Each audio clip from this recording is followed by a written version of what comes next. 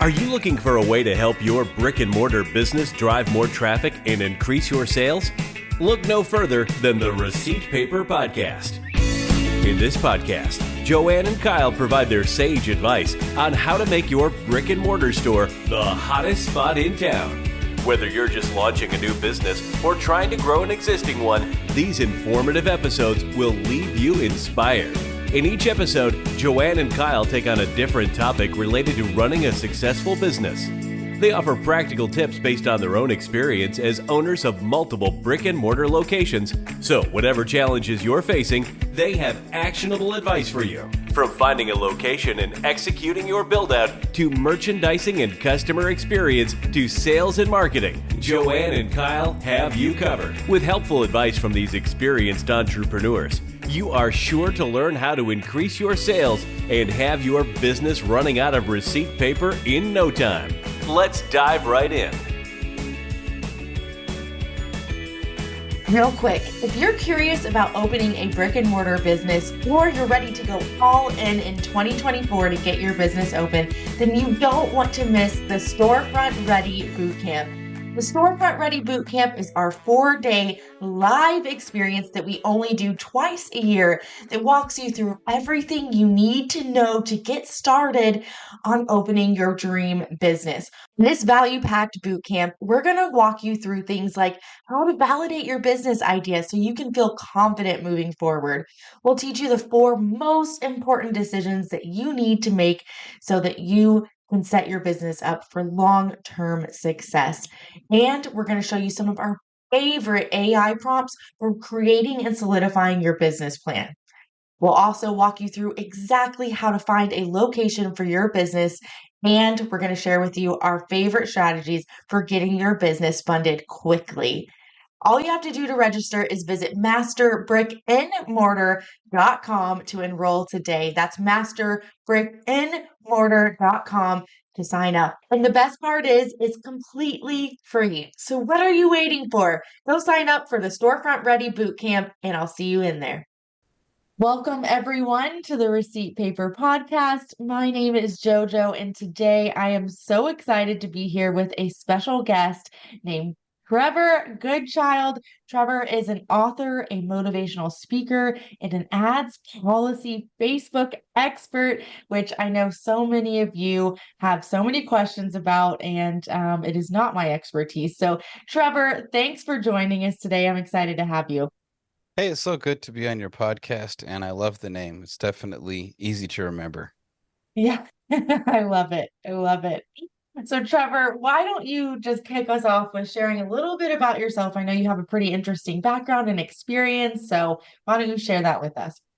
Well, so I've worked in tech and advertising most of my professional career. One of the first things I started off doing was help Microsoft launch the Xbox 360 back when Xbox Live was brand new. Back before all of our children had their faces glued to these online gaming screens across the world, you know, smack talking with all their buddies and God knows where. Before that world existed, right? We had Microsoft Xbox 360, and so I helped spearhead the launch of that for Microsoft. And then I went on to work at Apple Computer, helping to launch the first iPod Nano back when that first got launched, and everyone was like, wow, a Nano, this is so futuristic, before smartphone 5001 version pops out. But that was fun. I remember that. And then I've gone on to work at Facebook in different departments. I've worked extensively there in advertising, also in tech, supporting Facebook servers and remote access tools. And then more recently, last year, as a project manager for new products for the Creator Monetization Program. So influencers that you may see on Facebook or Instagram that have hundreds of thousands of followers and millions, or even 10,000, I would work with and say, hey, test out this new tool Facebook's got before anyone else sees it, so we can get all the bugs out first and get good feedback on how to improve it. It was a really rewarding role where I got to actually be an advocate for the folks that use Facebook instead of just the faceless corporation of Meta and all that good stuff. But so I've got a lot of different experiences in tech and in advertising, and with Facebook in particular. Love it. Yeah, I can't think of anyone more qualified to have this conversation about Facebook with, but that's awesome. So I know that so many of our small business owners out there, they want to dabble in Facebook ads, or they already are dabbling in Facebook ads, but many of them have accounts that are shut down and they've never been able to do anything about it and they just gave up and said goodbye. Can you talk to us about like what can advertisers do to protect themselves? Well, so what is really challenging for business owners that are hiring social media advertising agencies or doing it themselves, running their own ads, or for ad agencies running ads for clients, is the fact that 98% of the flagging system is automated. And so when you run ads, you have to not think about it from the perspective that someone is seeing your ads at Facebook, but bot logic. How do machines think about this? Because part of the thing is, let's say you make an innocent mistake where you're learning the ads platform, you're not too familiar with the policies, maybe you've used a few words or a creative for an image that isn't really fully compliant with Facebook. The problem is that if you have 20 ads with the same creative or the same ad copy that Facebook doesn't like, they're not going to count that one time for one ad you've duplicated. They're going to count that like 20 times over as a result. So the thing is that you want to get ahead of it and not have that domino, start to fall where, oh, first it's the ads, then it's the ad account, then it's the business manager. Now everything is banned. So one of the ways you can do that is being able to create Facebook ads with the mindset that Facebook views ads with. And part of that, and it sounds silly because you're like, oh, you worked with the engineers at Facebook who created these automations. Can I just know the secret password to never getting shut down? And there is no secret magic wand or password that prevents that. I've had engineers at Facebook actually contact me for help with their ads. This is how bad it is because they've only created these automations in a sandbox environment. They don't have skin in the game where their clients are mad at them because their ads got shut down or they have a product they can't sell, right? They're just messing around, having fun. And so what that looks like for regular people is that, oh, now I have no idea why I've been shut down. It happened out of nowhere. But really, when you look at it through Facebook's eyes, you have to kind of put on this like skeptical Leave It to Beaver. What is his name? Walton, I think, from Leave It to Beaver, whoever the father character on Leave It to Beaver. He's like 1950s, super conservative in the sense of just being skeptical, not Democrat or Republican, just like conservative as like I don't trust anything, He's looking at the newspaper. He's got his schnauzer at his feet. He's got the tobacco pipe. He's got his leather armchair, and he's like, this doesn't look like it's realistic. If you, as silly as that sounds, if you start looking at your ads before they go live and start thinking, hey, if I was Facebook and I had this kind of real limited belief on how is this ad going to sound realistic? Are you really going to teach people how to do X, Y, and Z? If you kind of look at it through the eyes of your most skeptical friend who never believes any story you tell and is always skeptical that something is actually happening, do that. And that actually will help you out a lot because the safer you play it, the more room you'll have to maybe adjust and tweak your ad to get more conversions later. But the first goal is not to make sales. I think that's one of the big fails that a lot of people have, big and small. I've worked with celebrities like Tony Robbins' social media marketing team to small local SMBs here in Austin, Texas. And the thing is that they don't create ads thinking about the policies. They create ads thinking about their customers or the bottom line or trying to make money or at least double ROI, right? Spend $5, get 10 back. That's the ground level you want to be on for any ad, is at least make the money you meant spending it and then double. They don't do that. They think only about money. They don't think about what's the environment these ads are stepping into, what's the ecosystem I'm stepping into. So if you look at it like that, you're thinking, well, if my first goal is just to make sure Facebook allows me to run this ad and you start there, that would save you a lot of time than maybe starting from scratch, going to a cold sell pitch ad, but you don't realize that maybe your copy wasn't completely compliant and that innocent mistake now has you banned. Yeah. Yeah. That's such a good perspective. I think that I know when we first dabbled in Facebook ads 5 years ago, opening our business, it was like, okay, what's the most enticing thing I can say to get people through the door? And I wasn't thinking anything about like, what am I allowed to say? It was just, yeah. Turn the money faucet on. Let the showers of greenbacks float from the sky. Yeah. Yeah, I think that's great advice. I think on the other hand, there's a lot of people out there who are wanting to dabble in Facebook ads, but are almost scared to because they don't want to screw anything up. So what are some do's and don'ts? Can you share any of those with us for people that want to run Facebook ads to avoid Yeah, getting banned? definitely, because you don't want to end up in Facebook jail.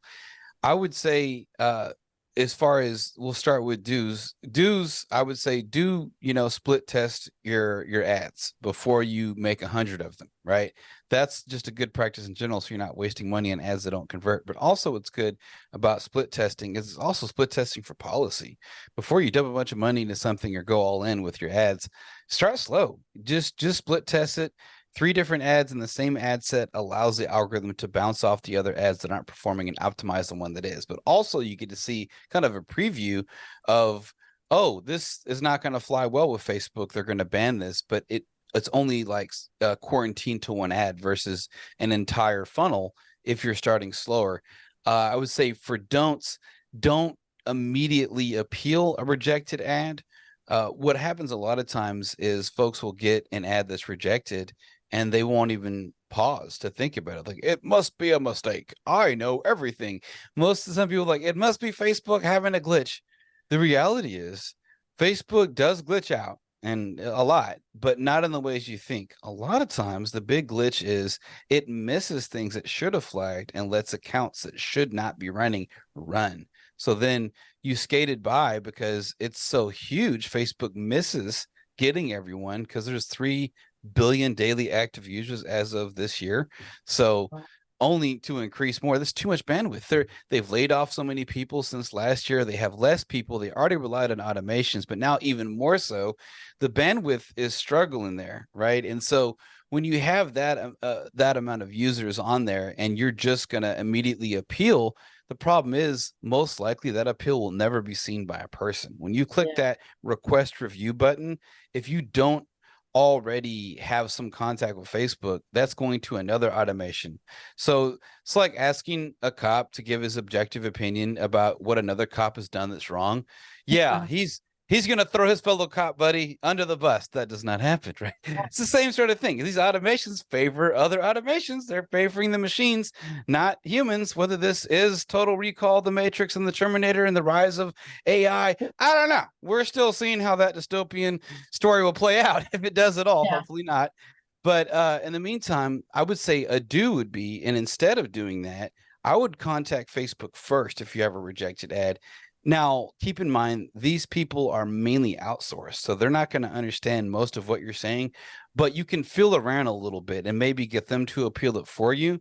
But the only way you would have a chance at an appeal clicking on request review is if you've already had a conversation that you've engaged with someone at ad support, because they're able to appeal it from their end. And if they appeal it from their end, that's going to magnify your chances of getting that appeal approved versus you using the automated form that literally goes from one automation to another automation, viewing if that automation is right or wrong. You have a lot less chance of getting that appeal approved than if you actually talk to someone at Facebook first and don't depend on them necessarily to understand or approve it.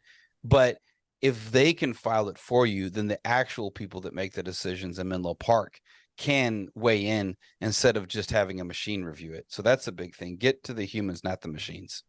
Yeah. Yeah, I actually heard someone the other day say that they finally got to speak with somebody at Facebook and but they were having to educate them on even how some of the ads work. And I don't know, it just sounded like a huge mess. So in my mind, I'm like, oh gosh, how do you ever get the support that you need? And it sounds like a lot of times you sometimes just don't, right? I would say, to piggyback off that, another best practice for what to do is don't expect them to tell you what's going on. Be your own detective. Be Sherlock Holmes, Benedict Cumberbatch style. I'm actually related to him on my mother's side, which is crazy. He doesn't know it yet. I need to just post on his Instagram until he acknowledges me, his distant cousin. But, be a detective. and come up with your own best theory. And if you come up with 2 or 3 ideas as to what potentially could be wrong with your ads or ad account or business manager before you make that appeal and then present it to them, you're more likely to get some traction than if you just expect them to understand it. Because really the metrics they have to follow is quantity. They don't really get rewarded for how many successful cases they resolve as much as they get rewarded for just what's the quantity per day. So they're looking to get you off the call as fast as possible to get their numbers up. That's not going to help you if you want to resolve your issue. So if you can just give it your best shot, press pause before that immediate freak out, review, request review, appeal, right? I know it's a moment you want to do it because high blood pressure's up, clients are waiting, your product's not selling, you want to do it, but woosah, to quote Bad Boys with Martin Lawrence, like you got to go woosah for a second and then just kind of like hypothesize, role play. If you were Facebook and your goal is to make people depressed, I mean, your goal is to take down ads, then look at how you would take down your own ad. In business, that's called doing like a pre-mortem, is where you look at what your competitors could do to shut down your business, and then you create the solutions for that so you're not shut down. Do a similar process with these and see how could Facebook potentially shut me down if that was their number one goal, right? What are your theories? When you present these to ad support, they have a lot more to go on, where maybe they don't understand 60% of what you're saying, but they can forward that email to someone that does. Yeah. That makes sense. So for a lot of us small business owners out there, like I know for me personally, I don't like when I even open up Facebook Ads Manager, it looks like a whole different world to me. And is it better for somebody like me to go educate myself and try to learn ads, or would you say recommend they should work with an agency? Do you have any advice there for these people that are looking to dip their toes in the pond on doing it themselves or working with Sure. someone else? That's a great question. Because there's definitely pros and cons. There's pluses and drawbacks from working with an agency. Agencies that are legit, in my professional experience, both working at Facebook, working with influencers like Mari Smith, Molly Mahoney, Harv Eker, people at the top of their game that spend millions of dollars on ads a month, as well as people that don't spend that much, that spend more like $5,000 a month on ads. The lowest that I would probably trust a social media marketing agency at would be around $2,000 a month in operating costs plus ad spend. So ad spend is usually recommended to be as much as operating costs. So that's $4K total for the paying the agency to do it, and then the cost Facebook charges for it. You might find one that's like, hey, we can do it with 1,000 in ad spend, and maybe you're spending 3K instead of 4K, but that's like entry level. You don't want to hire someone off of Fiverr or Upwork or any other kind of gig site to do your ads. Number one, do not do that, because these people are coming from Bangladesh, Pakistan, Indonesia, Mumbai, Malaysia, and the Philippines. These are all areas where huge clickbait farm there. And as a result, even having someone located in the IP address, Internet Protocol address of that country is alone to get you banned.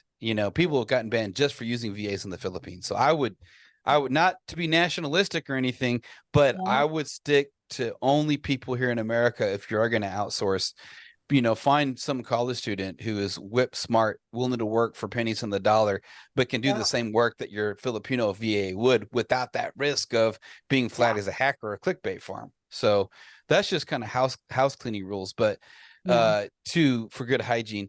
But as far as like do it yourself or hire someone else, that's definitely a big question that is always asked by SMBs that are starting out. Here's what I suggest. So I am a mentor for the Texas X's alumni organization of my alma mater for University of Texas. And I'll share what I've shared with the students that I've mentored in startup. The easiest and fastest way to become profitable with Facebook ads is to find 2 to 3 people that are your niche neighbors, that are the closest to your specific niche in business, that have a similar, if not the same audience. Opt into everything they do. Like their Facebook page.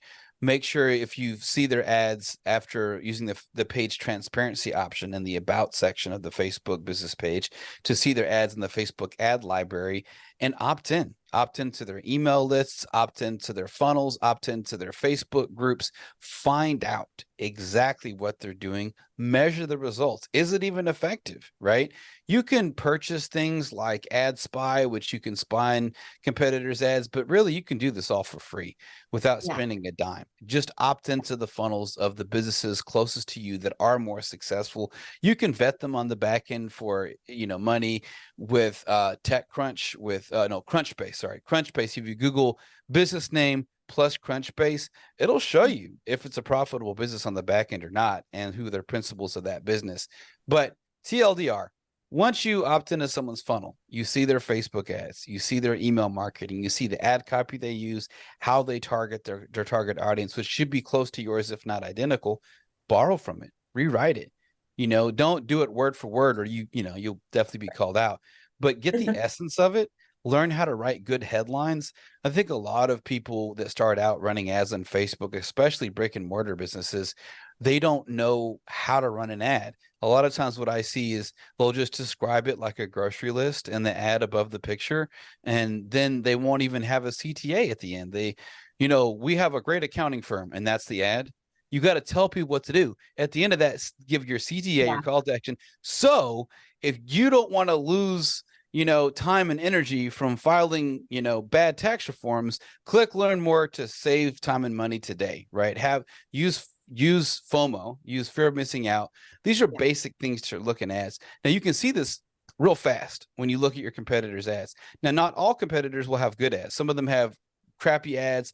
They're so huge that they've been floating on the same type of ad that really doesn't work anymore. So that's why I say at least 3 to 4 different competitors. I've done this successfully. I've become a best-selling sci-fi author using that exact technique and reached number 3 with one of my books last year on Amazon. So that is why reinvent the wheel?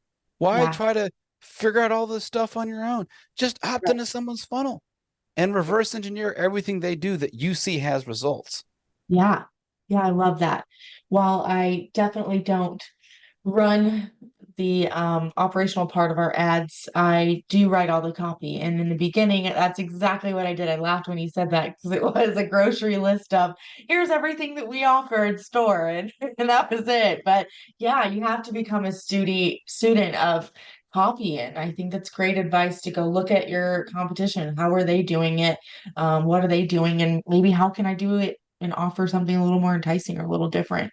Well, study the market, study the industry. Like, what are so another thing I see small businesses, especially brick and mortars that aren't familiar with Facebook ads, make a mistake. They don't write good headlines. They don't understand that, look, your creative can be what it is. Your ad copy can be what it is. But if you don't have a strong headline, no one's going to want to click. Your headline is what sells it. It's the name of your product on the store shelf, right? If you don't have that there, or it's not good, it's not going to work. But you can look at what's selling right now on even Google or Google Ads, X reasons why, X things you need to do this, 10 things you need to do before buying a house, 19 things you need to know about your favorite sports teams, or, piggybacking other industry expertise, according to Forbes magazine, this is what's true, or Dancing with a Star celebrity reveals, or like, this is what, right? That's always great. This is why you're losing money, or this is why you're not seeing ROI on your marketing, right? These are golden headlines, right?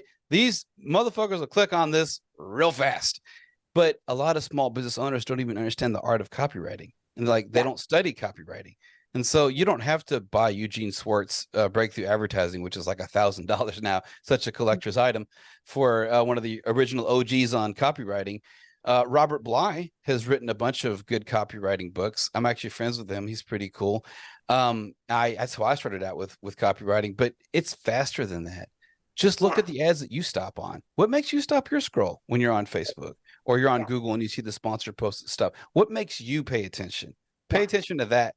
Get a swipe file of those ads that make you stop your scroll and see how you can get inspiration from that. And that, again, is warp speed ahead of just, what do I do? Let me talk about what I'm talking about, like a grocery list, no call to action. Why aren't my ads working, right? Yeah, absolutely. Yeah, I have a little notes in my phone of anytime I see an email subject line or an ad that I Oh, love, me too. I'll write that in there, put it over there, and it's, I mean, if it works for you, then it's bound to work for someone else. So I love I'll it. share one last thing really quick on that. Yeah. I practice what I preach, right? I don't just say this to sound like I know stuff. Like I'm actually doing everything I'm talking about. One of my most recent successes doing that exact thing. Speaking of, you're saying you keep, a swipe file too of email subject lines that you like and, ads that you see that you like. So one of I forget whose list it was, but I got this email that said, I have a confession to make. And then it had an emoji with like a, whatever. And I was like, oh, Yeah. that is such a good title. And I then I love was faced with this situation where, so as a sci-fi author, right, I've got 3 upcoming books. One's a short story, 2 are novels. And the most recent book that's about to come out is called Burning Pandora. It's futuristic, 1,000 years in the future. It's really cool. And I was thinking, man, I didn't have that name. I had another name that a more successful author told me was shit. And I was like, well, I'll trust you. You make more money than I do at selling books. And I was like, what am I going to do? What should I pick? It's like, wait, it. I've got my email list. Let me just email them a few thousand people. I'm not famous yet, but I'm inching my way up there. And I was just like, hey, let's hold a contest. And whoever picks the winning title, I will email you a free book before it goes live on Amazon. And everyone who replies to this, I will put in the credits of the book and the acknowledgments. Worked like Yeah. wildfire within 2 minutes because I titled the email after an email I already saw by a bigger business that was more successful than me. I have a confession to make emoji, it open rates were like cray cray. And guess Right. what? It helped me figure out the title for my new book, which is now called Burning Pandora, which I everyone love loved. It's so good to do stuff like that. You can experiment and play around with that. It's a lot of fun. I love it. I love it. Yeah, I've been doing that for like even like Instagram reels lately. I just copy, like I just take whatever I'm like, ooh, that's good. And then I'm like, okay, I'm gonna go do that with a different, B-roll film and something different. But it's so good to be a student. And once you start taking note of it, it's like hard to stop yourself. You're constantly like, oh, that's good, that's good, that's good. So yeah. Yeah, well, the idea is that eventually you'll build those skill sets where you don't have to look anymore. I'm Yeah. not at that level yet. I'm still looking, but at Yeah. some point you'll get to where you just have it down. Wow. Yeah, it's so true. I love it. So let's see. For those that are, just getting started or maybe that have already dabbled a little in Facebook ads, what are the most common mistakes that people should avoid when getting started? I would say making giant claims and then talking too personally about your audience. So one of the Mhm. things that I will tell you, even celebrities like Juanita Ingram of the Black Expat reality show on Amazon, she's one of my clients, amazing woman. Also, she was Mrs. America in one of the beauty contests. She's a phenomenal person. But even at that level, folks will not understand that sometimes you have to be careful about how realistic you sound and some of the ad copy claims that you make, and also how personally you target your audiences, and also Yeah. just realizing that specific industries get targeted by specific types of ad policies. Let's say that again. Specific industries get targeted by specific types of ad policies. How Yeah. often have we talked about that? Never. I never hear these conversations, No. no matter who, from again the top influencers in marketing to our level. I've never seen people actually talk about that. But what I've experienced in the past 7 years of working with hundreds of thousands of advertisers is I see that certain types of businesses get targeted by certain types of flags. I'll give you a specific example. I've worked with John Benson, who did like I think weight loss at one point for meditation. And one of the things that people forget if you're in the weight loss field is that if you sound like you're specifically targeting someone by saying you and your too much, or you get too graphic with any kind of physical or medical illness and you describe it in too much detail, Facebook's gonna say, ugh, I don't want that on the platform. We want puppy dogs, balloons, and blue skies, right? We don't Yeah. want this stuff that's Debbie Downer or just too graphically Nasty. medical. Like, you don't want that. It's like, it's one of those things where you're in the checkout aisle at your grocery store and you look and you see like a tabloid cover and you're like, I can't unsee that. I don't want to see that. If you have Yeah. any content like that that's on Facebook, you're probably going to be at risk of getting shut down. But, really it's kind of hard for a lot of advertisers to frame their ad copy correctly, because you does get attention, and you can use the word you just very strategically in how you apply that in your ads.